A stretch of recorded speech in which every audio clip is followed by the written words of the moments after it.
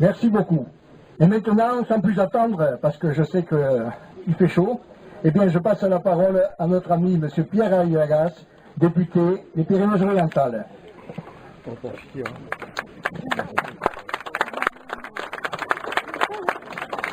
Bonjour à tous et à toutes.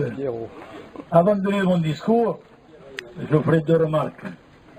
Mon ami Antoine, quand il a dit il a remercié toutes les personnes, tu as oublié quelque chose, tu as dit toutes les personnes que j'ai harcelées. Tu l'as pas dit ça.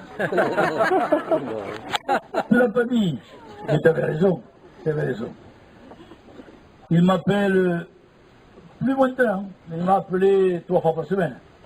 Et chaque fois qu'il m'a appelé, je dis qu'est-ce qu'il veut encore? C'est ça. Tu l'as eu. Ma deuxième remarque, c'est que, et je m'adresse au maire de Sorède, c'est pas correct ce que tu as fait. Parce que le padre Malaya, il a construit son four sur la commune d'Argelès-sur-Mer. Eh oui. Au col d'Albouc, qui veut dire le col de la ruche. La limite, la limite. Oui, bon, d'accord. Mais il n'y a aucun problème. L'intercommunalité fait que maintenant, c'est dans l'intercommunalité. Donc, qui veux-tu pardonner? Ça va. Et c'est pour ça que vous l'avez déplacé. Aussi, c'est de tout la matin que vous voulez nous piquer aussi, mais franchement.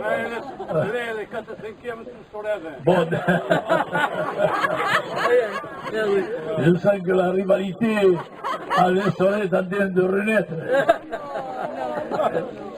Bien, écoutez, je suis très heureux d'être ici aujourd'hui, parmi vous, pour l'inauguration du four solaire de Sorède. Le four qui nous est donné de contempler aujourd'hui est la réplique exacte de celui construit en 1900, le premier four solaire du monde, par Manuel Antonio Gómez, notre fameux padre Himalaya. Et j'ai pas entendu, ça a été peut-être dit, mais pourquoi on l'appelait padre Himalaya? C'est parce qu'il était tellement grand qu'il faisait penser à la montagne d'Himalaya. Voilà. Et j'ai écouté attentivement ce que vous avez dit, très intéressant, je vous en félicite. Et pour le français, que vous pratiquez très bien, et pour le contenu de votre intervention.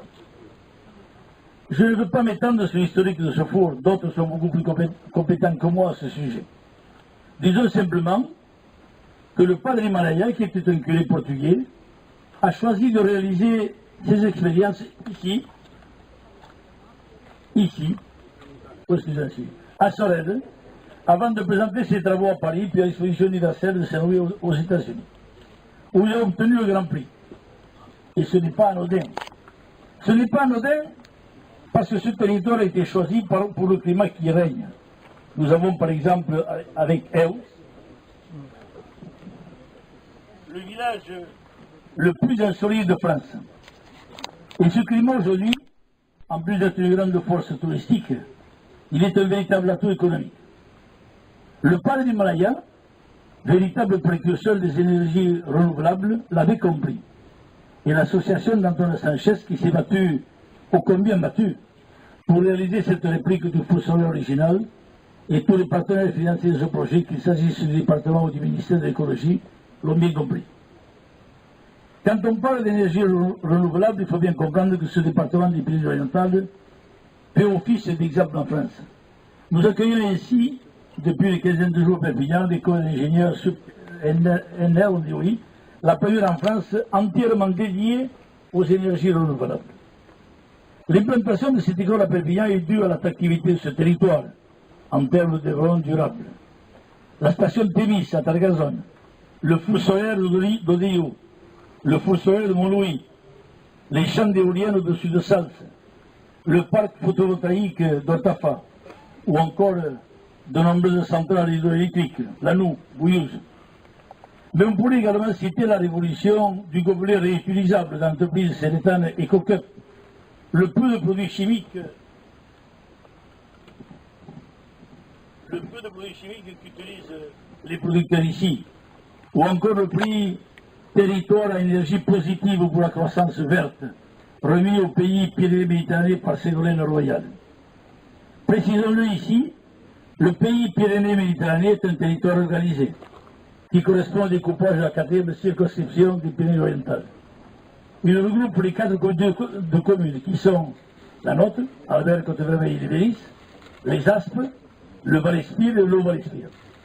Ce prix, octroyé par Ségolène Royal, donne le droit à 2 subventions pour ce territoire. La première, d'un montant avoisinant les 100 000 euros, a déjà été versée, tandis que le dossier pour la deuxième est en cours d'instruction pour un montant supérieur à 400 000 euros.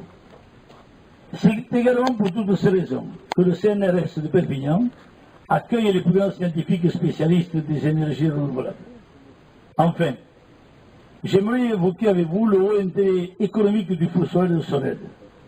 Reproduire le four original du Pas d'Himalaya, c'est alimenter le patrimoine culturel, historique et géographique exceptionnel de notre territoire. Je crois que l'idée a été envisagée de faire de ce site un musée tourné vers l'écologie. Je ne peux qu'encourager une telle proposition, plus encore, si elle prend forme sur le territoire intercommunal. Car certes, je suis ici en tant que député, en tant que Catalan passionné par cette terre, en tant qu'Ardent défenseur de l'écologie, mais aussi en tant que président de la communauté commune Albert Côte-Vermeille et Libéris.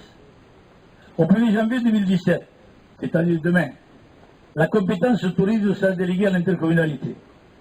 En clair, les offices du tourisme ne dépendront plus des communes, mais de la communauté commune.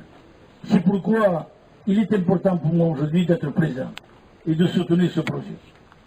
La réunion des offices du tourisme municipaux nous permettra d'envisager le tourisme à l'échelle d'un territoire plus grand, avec des moyens mieux répartis. Elle nous permettra de mener une action coordonnée et efficace, qui, je l'espère, portera ses fruits. Ce sera la mission du nouvel office intercommunal du tourisme. Saluons l'abnégation, le dévouement et la passion dont su faire preuve les membres de l'association et le Padre Himalaya, et en particulier son président, Antonio Sanchez. Je tiens à le remercier ici, ainsi que tous les partenaires qui ont rendu ce projet réalisable. Mesdames, Messieurs, je vous remercie.